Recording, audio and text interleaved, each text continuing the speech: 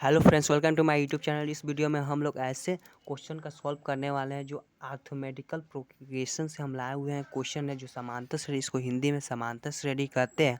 और इस क्वेश्चन ऐसा क्वेश्चन है जो मैट्रिक 2026 में पूछे जाने वाला है, जो महत्वपूर्ण क्वेश्चन है।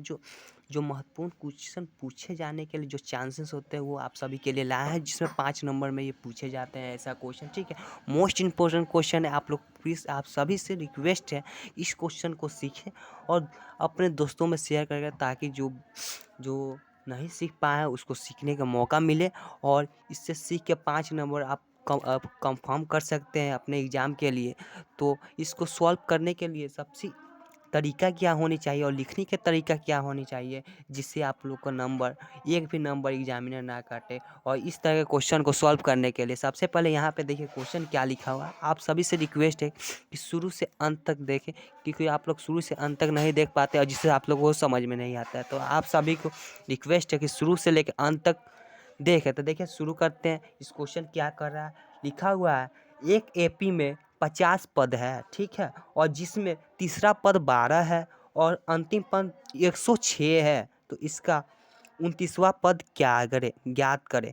तो इस तरह क्वेश्चन को आप स्टूडेंट देखते हैं तो अरे भाई कैसे बनेगा। इसको सॉल्व करने के लिए बहुत इजी तरीका है। सबसे पहले यहाँ पे देखिए हम लोगों का यहाँ पे 50 पद, यानी कि टोटल पदों की संख्या हम लोगों की कितनी है, 50, यानी n का मान हम लोगों का दे दिया है 50, और तीसरा पद दे दिया है 12, और अंतिम पद मतलब सबसे लास्ट वाला, जिसमें मतलब 50वां जो पद है वो दे दिया है हम लोगों का कितना भाई, हम लोगों को दे दिया है 106। ठीक है, तो इससे हम लोग सॉल्व कर सकते हैं। और देखिए सबसे पहले हमको लिखें कैसे। लिखने के लिए सबसे पहले आप लोगों को लिखना पड़ेगा यहाँ पे माना, क्योंकि हम लोग प्रथम पद और सार अंतर पहले हम लोग इसको मानना पड़ेगा। ठीक है, पहले हम लोग इस क्वेश्चन में ए और डी मतलब प्रथम पद एवं और सार अंतर मतलब डी का मान यदि हम लोग निकाल लेते हैं तो हम लोग इजीली 29वां पद का मान इजीली निकाल लेंगे। तो सबसे पहले हम लोगों का टारगेट रहेगा ए का मान और डी का मान। तो यहाँ पे हम लिखेंगे, जिसको निकालना है उसको मान लेते हैं। लिखेंगे कि माना, क्या लिखेंगे, लिखेंगे माना, क्या लिखेंगे, माना, माना इस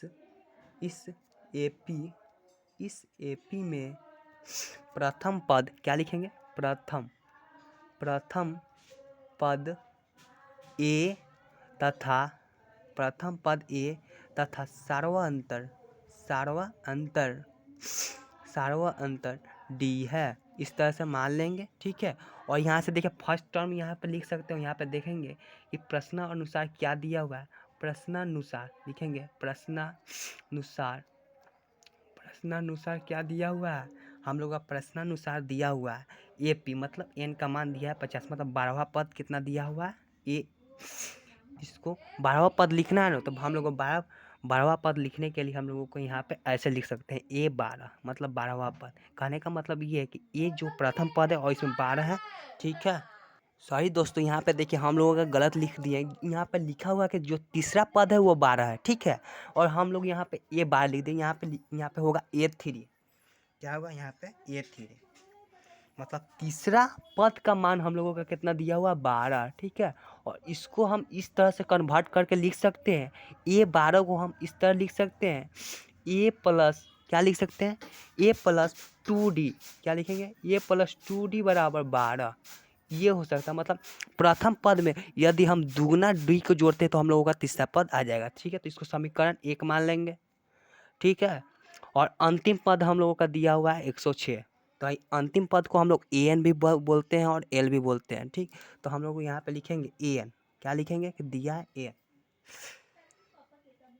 ए एन बराबर क्या दिया हुआ, ए एन।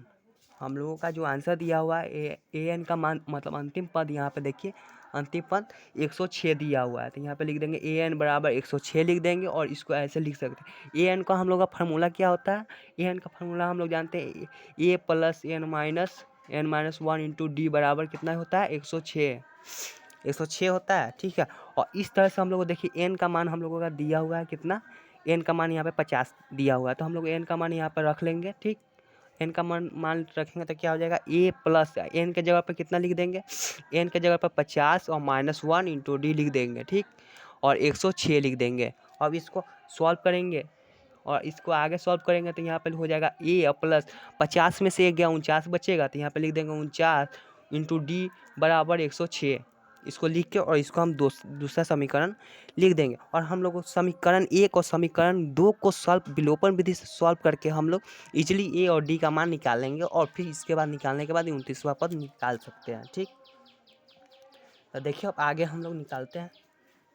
आगे निकालेंगे समीकरण 1 और 2 से, मतलब समीकरण 1 और 2 को माइनस करेंगे तो ये कट जाएगा और डी का मान हम लोगों का आ जाएगा। ठीक, तो अब अगला तरीका से यहाँ पे लिखेंगे समीकरण, क्या लिखेंगे, समीकरण 1 माइनस 2 से क्या लिख सकते हैं, समीकरण 1 माइनस 2 से यहाँ पे लिख सकते हैं ए प्लस 2d बराबर कितना दिया हुआ है 12। समीकरण 1 हो गया। और जो समीकरण 2 लिखे इसके नीचे लिख देना है सेम, ए की जगह पर ए लिख देना है, फिर 49d लिख देना है और 106 है तो 106 लिख देना है। ठीक, और विलोपन विधि में ये होता है कि हम लोग का जो साइन होता है दूसरा समीकरण का उस चेंज होता है। यहाँ पे प्लस का साइन है ए के बगल में तो यहाँ पे माइनस इसका बदल जाता है, इसका प्लस है तो ये भी माइनस हो जाएगा, ये भी माइनस हो जाएगा। ठीक, तो अब ए का मान हम लोग माइनस लेंगे तो माइनस और प्लस कितना हो जाएगा माइनस, तो ए माइनस ए क्या हो जाएगा 0 हो जाएगा, मतलब कट जाएगा। ठीक, ये कट जाएगा और ऊपर से 49d मतलब 2d में से 49d जाएगा तो हम लोगों को कितना बचेगा,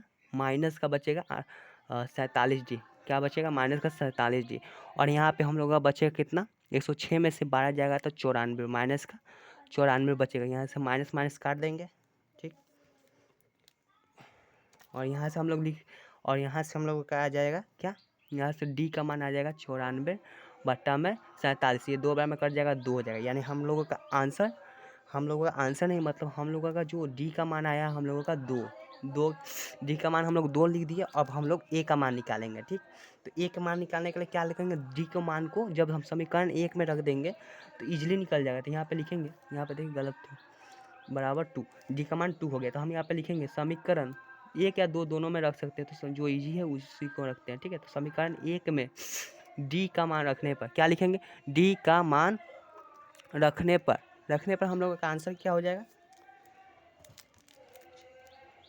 और यहाँ पे हम लोग रखेंगे डी का मान समीकरण 1 में रखेंगे तो देखिए समीकरण यहाँ पे ए प्लस और 2d, 2 मतलब 2 का 2 हो जाएगा और डी के जगह पर हम लोग अभी मान निकाले हैं 2, तो गुना में यहाँ पे फिर 2 लिख देंगे और बराबर में यहाँ पे 4 दिया हुआ था 4 हो जाएगा। ठीक, और यहाँ पे हो जाएगा ए प्लस 2 दूना 4 हो जाएगा और 12। ठीक, 12 हो जाएगा। और यहाँ से हम लोग का आ जाएगा ए का मान क्या हो जाएगा 12 माइनस 4 क्या हो जाएगा ए का मान, तो हम लोगों का ए का मान जो होगा 8 होगा।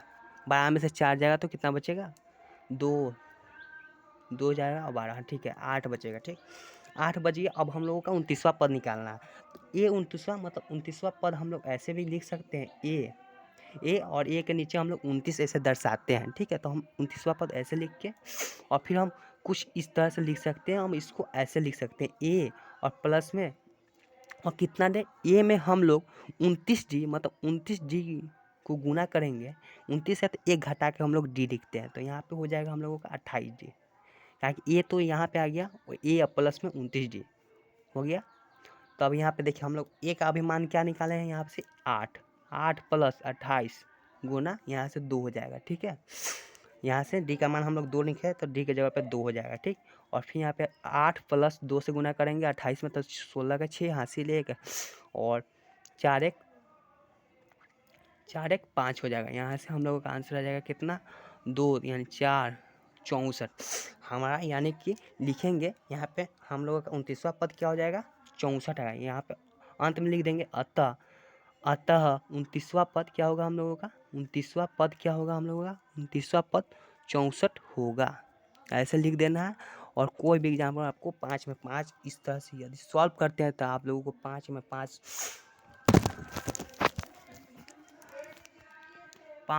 5 आंसर देखिए इस तरह से आप लोग सॉल्व करते हैं तो 5 में 5 नंबर देगा, एग्जामिनर नहीं काटेगा। ठीक है, तो आप शुरू और इसी तरह का हम क्वेश्चन सॉल्व करते रहते हैं और इस तरह का क्वेश्चन लाते हैं, इंपॉर्टेंट क्वेश्चन मैट्रिक इंटर हो। आप लोग प्लीज़ लाइक एंड सब्सक्राइब करें। अच्छा लगा आज के लिए इतना है, नेक्स्ट वीडियो में मिलते हैं।